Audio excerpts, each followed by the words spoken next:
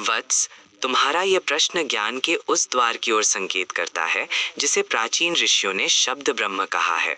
तुम्हारे इस विचार में कि एक शब्द के कई अर्थ होते हैं, वेदों और उपनिषदों का गहरा सत्य छिपा है।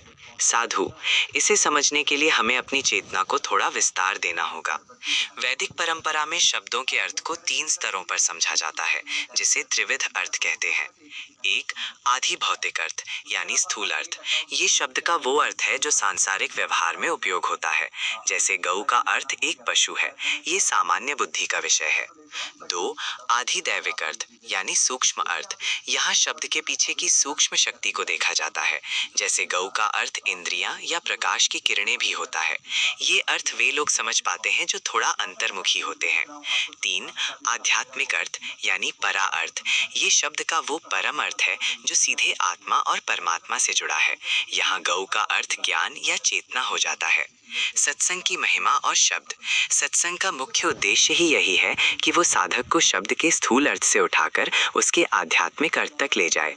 जब कोई साधारण व्यक्ति राम कहता है तो वो केवल एक नाम मात्र है, परंतु जब वही शब्द किसी सिद्ध महापुरुष के मुख से सत्संग में निकलता है तो वो राम शब्द रमन्ते योगिनो यस्मिन यानी जिसमें योगी रमण करते हैं वो आनंद बन जाता है। आध्यात्मिक प्रगति में इसकी भूमिका। जैसे जैसे तुम्हारी आध्यात्मिक प्रगति होगी, तुम देखोगी कि तुम्हारे लिए शब्दों की परिभाषा बदल रही है। जिसे संसार दुख कहता है, साधक उसे प्रभु की कृपा या वैराग्य का अवसर समझने लगता है।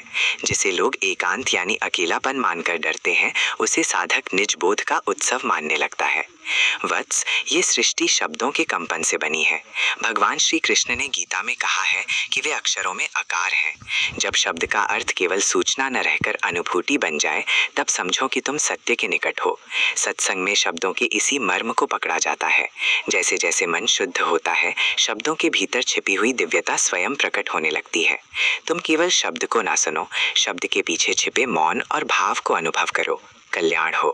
अपने भीतर की जिज्ञासा की इस अग्नि को प्रज्वलित रखो, यही तुम्हें परम सत्य तक ले जाएगी।